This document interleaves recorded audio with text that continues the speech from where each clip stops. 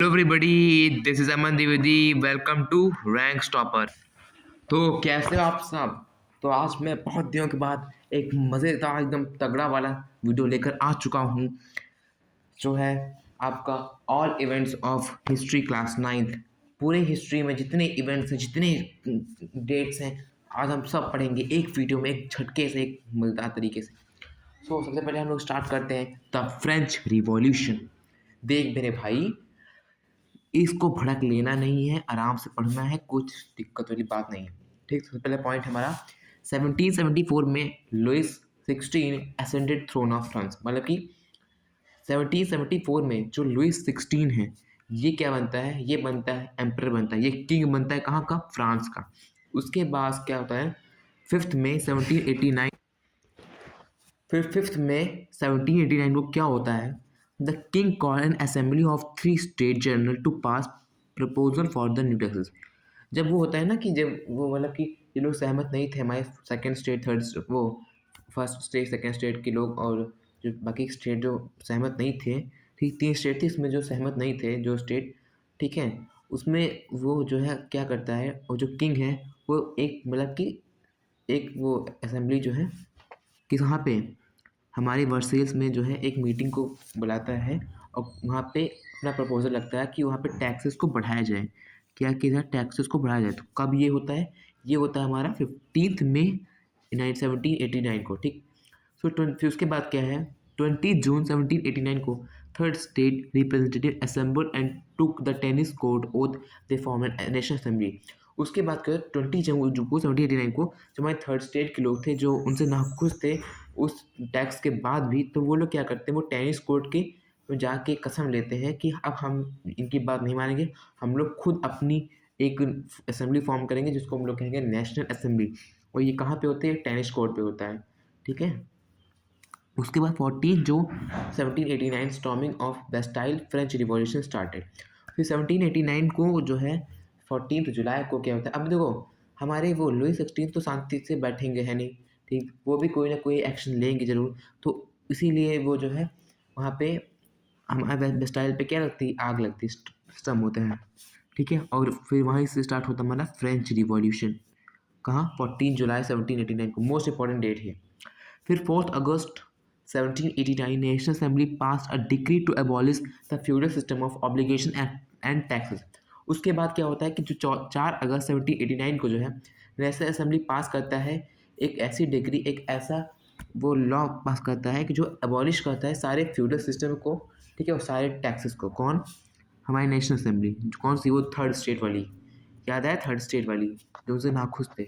ठीक, तो national assembly pass the decree to abolish the feudal system of obligation and taxes on the 4 August 1789। फिर क्या होता है? 5 अक्टूबर 1789 को women march to Versailles and brought back king Louis 16 with them to Paris.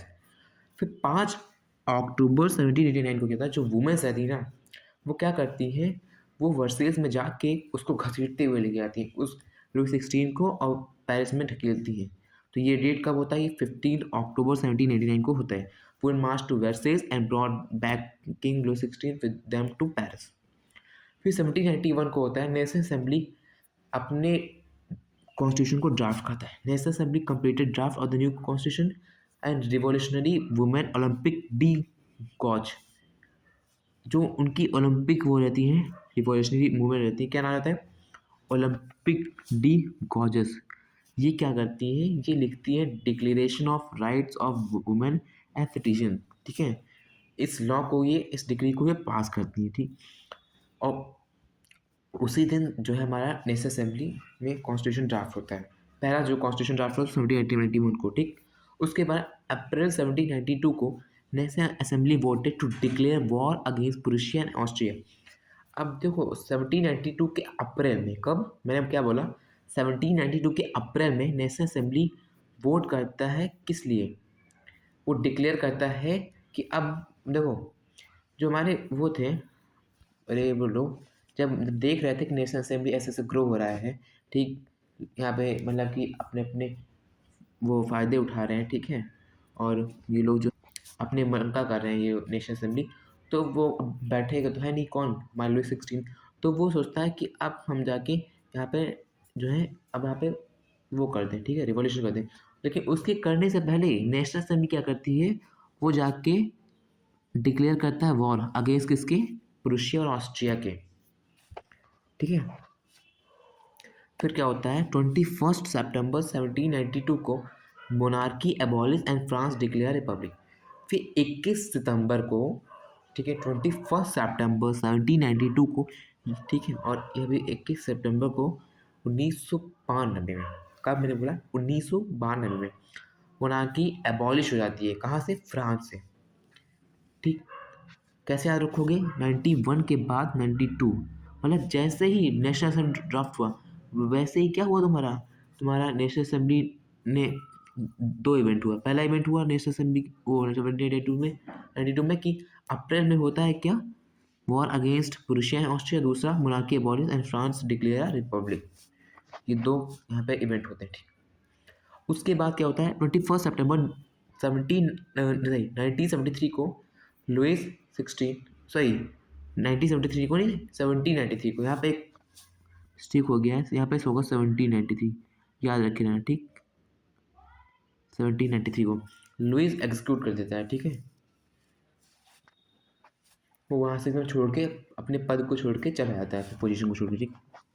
अब क्या होता है 1793 से लेके 1794 तक, क्या बोला, 1793 से लेकर 1794 तक जितने भी स्लेव्स रहते हैं फ्रांस में वो ओवरसीज कर लेती हैं सारी पोजीशंस को, ठीक है।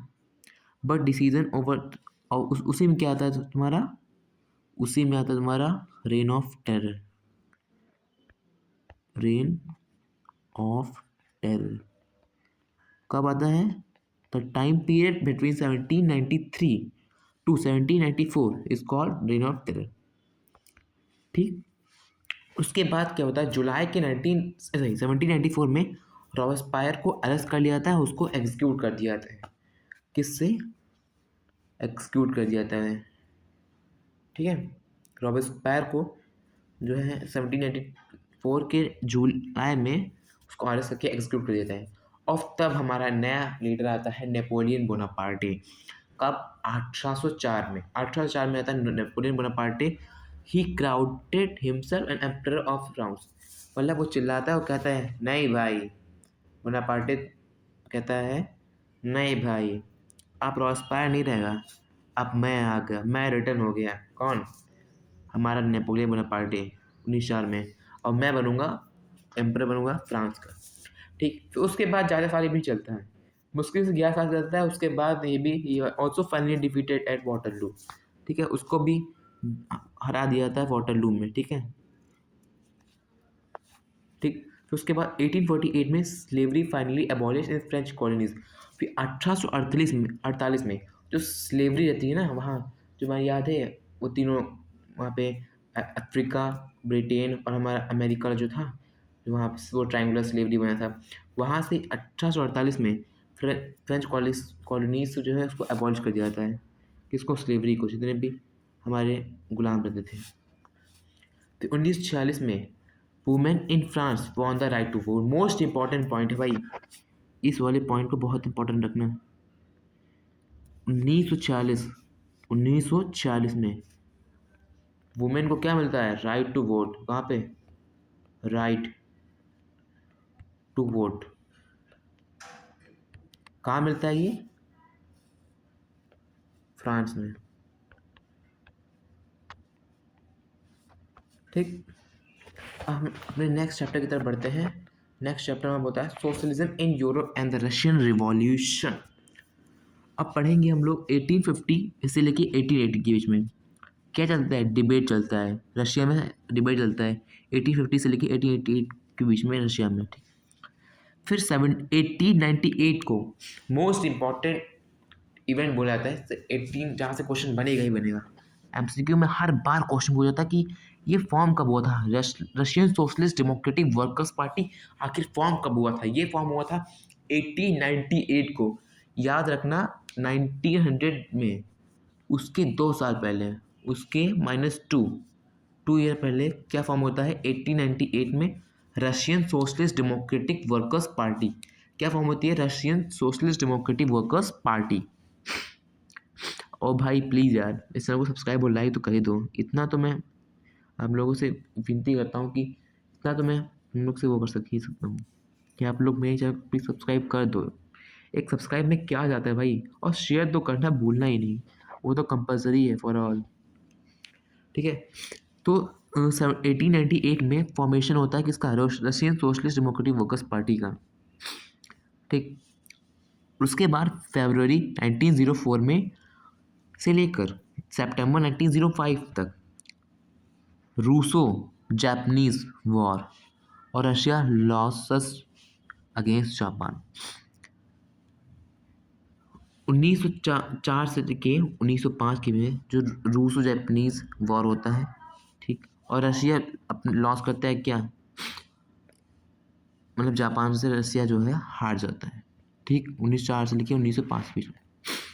उसके बाद होता है bloody Sunday, most important day आता है 22 Jain, bloody Sunday the revolution 1905 started. और वही टाइम पे हमारे इंडिया में क्या हुआ था, इंडिया में याद रखिए, हमारे इंडिया में 1905 में कौन, लॉर्ड कर्जन हमारे इंडिया में वो डिवाइड करता है क्या, इंडिया पाकिस्तान को, सॉरी वेस्ट बंगाल को, वेस्ट बंगाल और बांग्लादेश को। ठीक, लॉर्ड कर्जन हमारा डिवाइड कर देते हैं, कर्जन मतलब कि काट देना। ठीक, उसके बाद 22 से लेकर 27 तक फरवरी रिवॉल्यूशन होता है, ब्लडी संडे हमारा होता है 1905 में। ठीक है, और रिवॉल्यूशन होता है 1905 में। उसके बाद 1917 में फरवरी रिवॉल्यूशन आता है, 22 से 27 फरवरी तक फरवरी रिवॉल्यूशन आता है। और उसके बाद मार्च में 2 मार्च 1917 में सार क्या है, एब्डिकेट करता है, ही एब्डिकेटेड। ठीक है, ये एब्डिकेट कर देता है। फिर उसके बाद 3 अप्रैल 1917 को लेनिन, कौन, व्लादिमीर लेनिन, कौन आता है, कहता है व्लादिमीर लेनिन कहता है भाई अब तो मैं जैसे ही अब ये सार एब्डिकेट करेगा, जैसे ही फरवरी रिवॉल्यूशन स्टार्ट होगा उसके कुछ महीनों बाद, उसके मैं करेक्ट 2 महीनों बाद, ठीक, 2-3 महीनों के बाद कौन लौटता है भाई, हमारा व्लादिमीर लेनिन आता है। व्लादिमीर याद है नहीं, भूल गए, व्लादिमीर लेनिन। ठीक, ये आता है हमारा कब, 4 अप्रैल 1917 को, नहीं 3 अप्रैल को 1917 को। और उसके आते ही अब भाई वो साइंटिस्ट बैठेगा ही नहीं, वो आता है अप्रैल थीसिस, वो डिक्लेयर करता है कब, 4 अप्रैल को। ठीक, और उस अप्रैल थीसिस में कहता है क्या है, याद है कि नहीं, याद है कि नहीं भाई मेरे, व्लादिमीर लेनिन क्या कहता है कि अब इस वॉर को है जो है ख़त्म करो, ठीक, बैंक को नेशनलाइज कर दो। और तीसरा क्या था कि जो ये ज़मीन है लैंड को डिस्ट्रीब्यूट कर दो टू द पीजेंट्स। ठीक, ये 3 देता है, उसी को बोला गया अप्रैल थीसिस। तो 4 अप्रैल 1917 में लेनिन डिक्लेयर अप्रैल थीसिस। ठीक, और उसके बाद 24 अक्टूबर 24 अक्टूबर 1917 को बोल्शेविक अपराइज होता है पेट्रोग्राड में, बोल्शेविक अपराइजिंग इन पेट्रोग्राड में। ठीक, 3 मार्च 1918 को Russian withdraw from first world war और effect signing treaty of Brest Litovsk with Germany. 3 March 1918 को जो रशिया है ना वो पहले वर्ल्ड वॉर से निकल आता है। 3 मार्च 1918 को याद रखना, 3 मार्च 1918 को, ठीक है, वो विड्रॉ हो जाता है, वहाँ से निकल आता है, कौन, रशिया।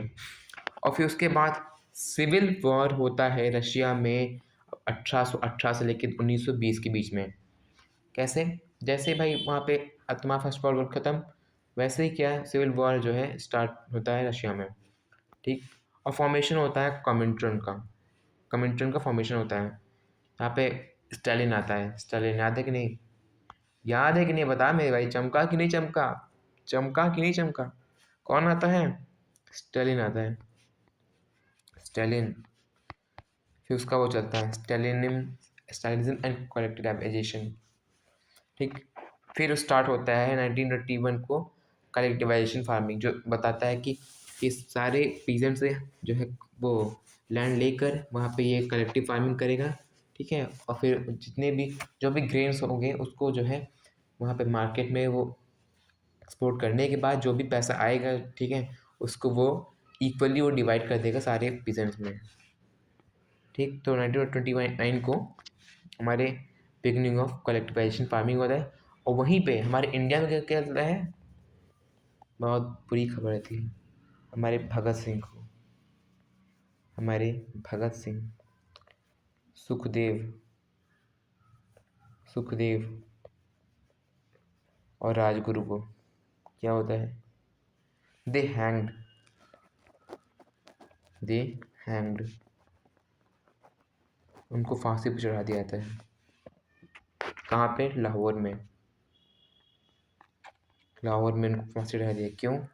क्योंकि उन्होंने जो है सेंट्रल हॉल में वो बॉम्ब को थ्रू करते हैं। कौन? भगत सिंह। ही through a bomb on central,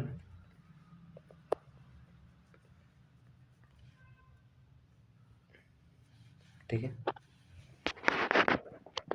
तो ये हमारा क्लियर हुआ। अब हम पढ़ेंगे अपने नेक्स्ट चैप्टर है जो है Nazism and the rise of Hitler. 20 अप्रैल 1889 को एडोल्फ हिटलर बॉर्न होता है। मोस्ट इंपॉर्टेंट डेट कि 20 अप्रैल 1889 को एडोल्फ हिटलर पैदा होता है ऑस्ट्रिया में, लेकिन कहाँ का वो राजा था? जर्मनी का। चलिए खत्म करेंगे हम लोग चैप्टर को। 1 अगस्त 1914 को फर्स्ट वर्ल्ड वॉर स्टार्ट होता है, सबको पता है फाइनली, ठीक। फिर 9 अक्टूबर 1918 को Germany and central power defeated in the first world war, Weimar Republic establish. और 1918 में वीमर रिपब्लिक जो है आता है, स्टैब्लिश होता है, और जर्मनी में और सेंट्रल पावर में डिफीट करता है फर्स्ट वर्ल्ड वॉर में, ठीक। जर्मनी मतलब हार जाता है 1918 में। कब? फर्स्ट वर्ल्ड वॉर में, ठीक। तो फिर 28 जून और 1990 को ट्रीटी ऑफ वर्सेल आता है। ये डेट इंपॉर्टेंट है कि ट्रीटी ऑफ वर्सेस आता कब है। ट्रीटी ऑफ वर्सेस आता है 1919 के 28 जून में। कब आता है? 1919 के 28 जून में, ठीक है, ट्रीटी ऑफ वर्सेस आता है। और उसी टाइम हमारी इंडिया में आता है क्या, याद है कि नहीं? क्लास ए से पढ़ोगे, क्लास 10 में पढ़ोगे, आता है हमारे इंडिया में क्या आता है? हमारे इंडिया में आता है रॉलेट एक्ट, याद है कि नहीं?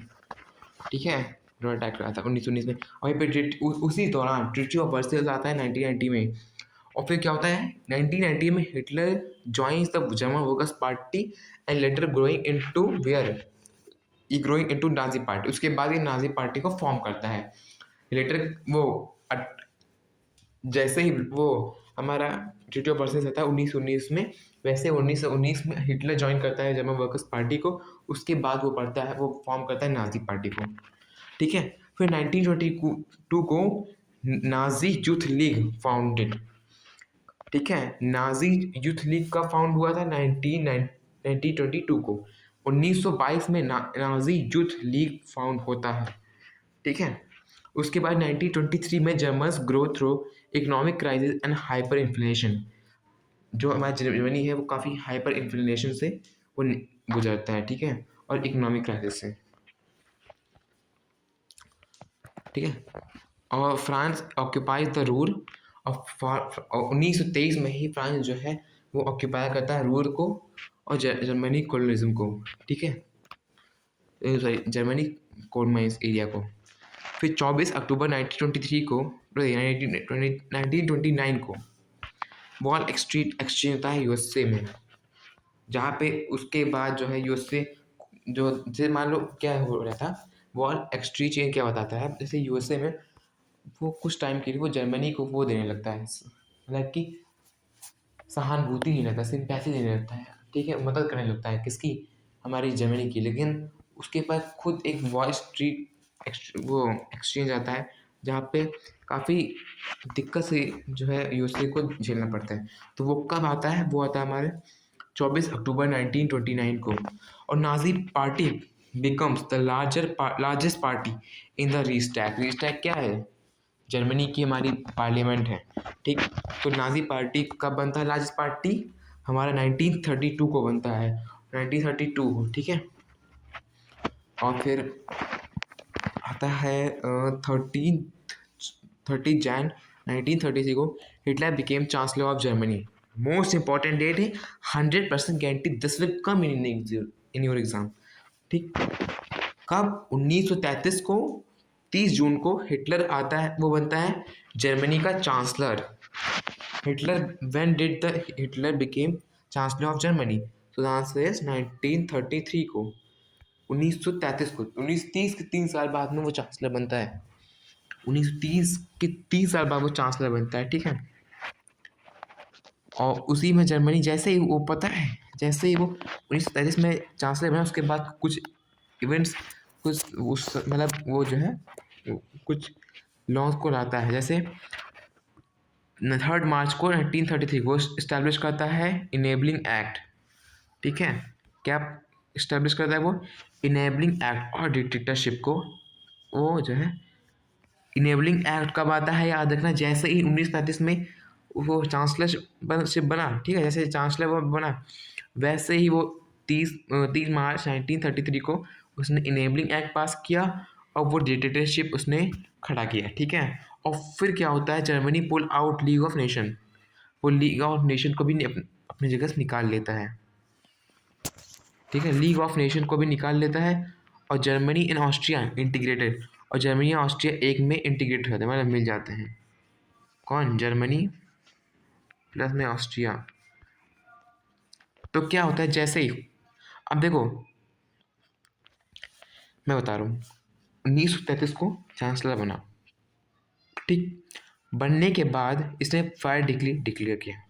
उसके बाद उसी दिन, मतलब उसी कुछ महीनों बाद, फिर कुछ दिनों बाद 3 मार्च को 1933 को वो इनेबलिंग एक्ट पास करता है और डिक्टेटरशिप वो खड़ा करता है। वो अपने लीग ऑफ नेशन को निकाल लेता है जर्मनी से, ठीक है। मतलब जर्मनी जो है वो लीग ऑफ नेशन को निकाल लेता है, कहाँ से? ब्रिटेन, सॉरी, ठीक। फिर 1938 को, उसके 5 साल बाद जर्मनी और ऑस्ट्रिया इंटीग्रेट होते हैं, एक में मिल जाते हैं। फिर 1 सितंबर 1939 को Germany invade Poland, Germany attack करता है पोलैंड पे सेकेंड वर्ल्ड वॉर पे, और वहीं से स्टार्ट होता है हमारा सेकेंड वर्ल्ड वॉर। कब? सेकेंड वर्ल्ड वॉर स्टार्ट होता है 1939 को, ठीक। और फिर उसी में ट्रिपटाइल पैक्ट साइन होता है। ट्रिपटाइट पैक्ट साइन होता है 1940 में, सितंबर के 1940 में ट्रिपटाइट पैक्ट साइन होता है, ठीक है।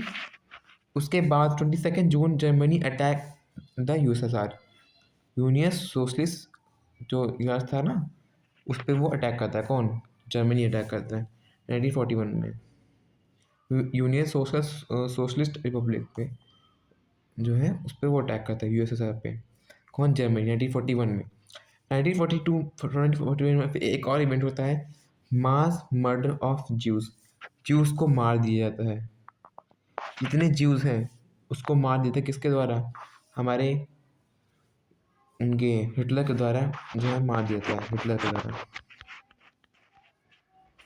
ठीक।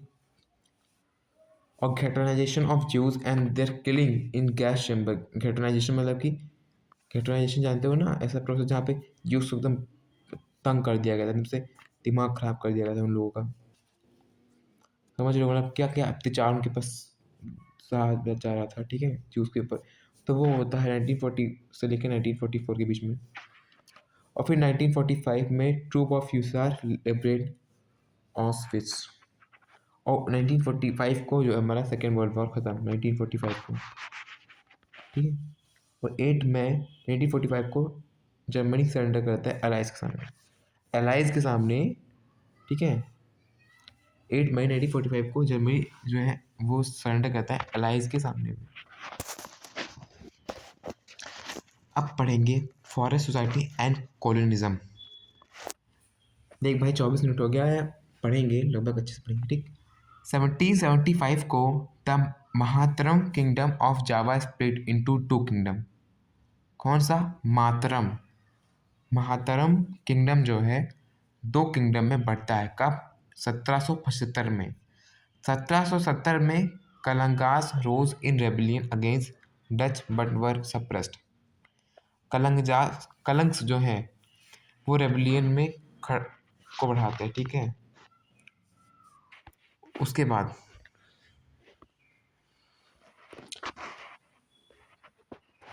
1860 को रेलवे का एक्सपेंशन होता है और उसी में तुम्हारा डिफॉरेस्टेशन होता है। क्यों? जब रेलवे बढ़ेंगे तो हमारे जो है रेलवे की पटरियाँ बढ़ेंगी, ठीक है। पटरियाँ बढ़ेंगी तो उस टाइम पे वुड चाहिए था, ठीक है। इसलिए रेलवे एक्सपेंशन हो रहा था कि वहाँ पे उनको ट्रेड के लिए अब भाई हर बार वो शिप तो जैसे जा नहीं सकते, इसीलिए अब वो लोग ट्रेन से जाने लगे, ठीक है। भाई शिप में कितना ही कैरी कर सकते हैं वो लोग ट्रेन को, इसीलिए वो लोग जो है रेलवे को भी एक्सपेंड कर रहे थे।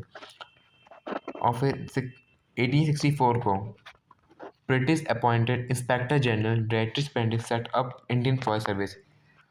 1864 में जिस दौरान हमारा वो आया था क्या, 1864 में याद है हमारे इंडिया में अवध में क्या किया आता है? अवध में उसको डॉक्ट्राइन ऑफ लैप्स ले आता है। डॉक्ट्राइन ऑफ लैप्स याद है? डॉक्ट्राइन ऑफ लैप्स भूल गया, क्लास 8 में पढ़े थे सब। डॉक्ट्राइन ऑफ लैप्स आता है कहाँ पे? अवध में इम्पोज किया जाता है, ठीक है।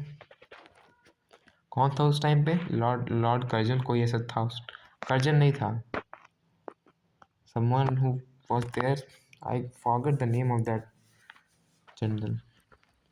तो ठीक, बाद में बता दूंगा, याद लिखो, ठीक है। फिर उसके बाद 1864 में ब्रिटिश अपॉइंट करता है इंस्पेक्टर जनरल को डाइट्रिच ब्रेंडिस। क्या नाम था उसका? डाइट्रिच ब्रेंडिस। DIETRICH और ब्रेंडिस सेटअप करता है इंडियन फॉरेस्ट सर्विस को, ठीक है।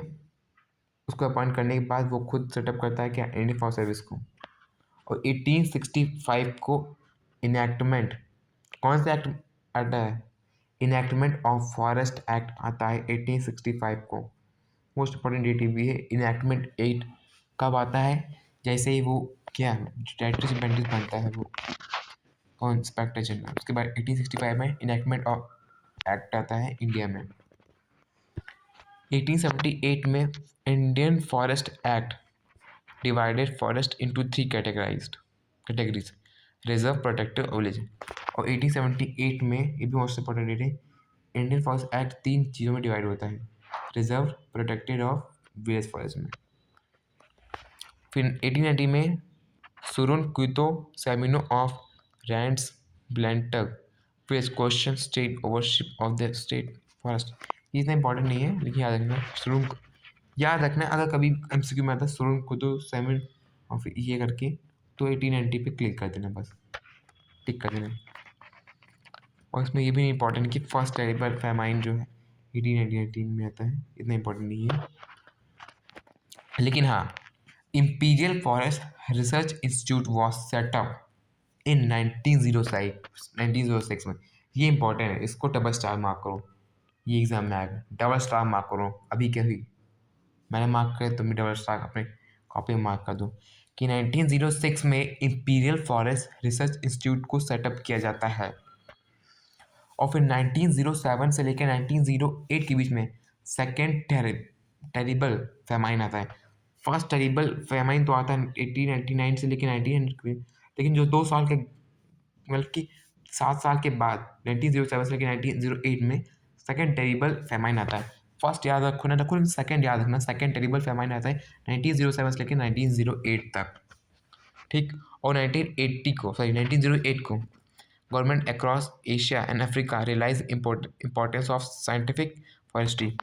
और ये भी इम्पोर्टेंट है कि 1908 में जो हमारी एशिया और अफ्रीका की जो गवर्नमेंट थी वो समझती है हमारी साइंटिफिक फॉरेस्ट्री की इम्पोर्टेंस को, ठीक है। अब आता है हमारा last chapter, pastoralists in the modern world. In the 19th century, Gujjar and Bakarwal migrated to Jammu and Kashmir in search for pastures. Gujjar और बाकरवाल जो हमारी पेस्टोरिस्ट थी, वो जम्मू कश्मीर में जाके माइग्रेट करती हैं किसके लिए, पेस्टर्स के लिए। And Gaddi suffers from Jammu and Kashmir came up to hills, कब 19th सेंचुरी में। फिर 19th century grazing tax was introduce, 1900 के दौरान पे ही जो है ग्रेजिंग टैक्स को इंट्रोड्यूस किया जाता है, कब, 18th सेंचुरी में। फिर 1850 में right to collect tax auction out to contractors, right to collect tax को इम्पोज किया जाता है, ये मोस्ट इंपॉर्टेंट है, इसे मैं लिख रहा हूँ बड़ा बड़ा, राइट ठीक टू कलेक्ट टैक्स, कौन सा राइट, कलेक्ट टैक्स, मतलब टैक्स को कलेक्ट करने का, कलेक्ट टैक्स को इम्पोज किया जाता है, कब, ये इम्पोज किया जाता है बच्चों हमारे 1850 में, ठीक 1850 में। 1871 में British government in India pass a criminal tribes act, और उसके 21 साल बाद हमारा जो है ब्रिटिश गवर्नमेंट जो है इंडिया में पास करती है क्रिमिनल ट्राइब्स एक्ट।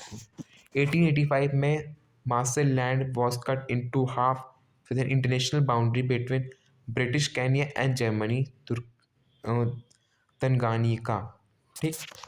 उसके बाद ये भी इंपॉर्टेंट नहीं था, Tanganyika came under British rule 1990 में, ये भी जानते हो, ठीक। बस याद रखना कि 1928 में report of loyal commission on agriculture, एक रिपोर्ट तैयार किया था किस पे, कमीशन और एग्रीकल्चर पे, कब, 1928 में, 1928 में। कंफ्यूजन हो सकता है तुम लोग को, लेकिन याद रखना 1928 में, ठीक। उसके बाद 1933 से 1934 में सीवियर ड्रॉट इन मासी लैंड, और 1947 में Raikas could not move to Sindh any more after independence, so migrated to Haryana.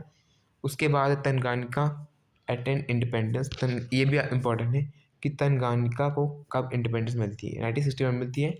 फिर 1964 में तंगानिका यूनाइटेड विद किससे, जंजीबार फ्रॉम तंजानिया, ठीक। तो ये था हमारा पूरे चैप्टर का, आज हम लोगों ने एक खुलासा कर दी तुमसे, और प्लीज़ इस चैनल को सब्सक्राइब कर दो। फिर मिलेंगे नेक्स्ट वीडियो में अच्छे से, बाय, तक के लिए।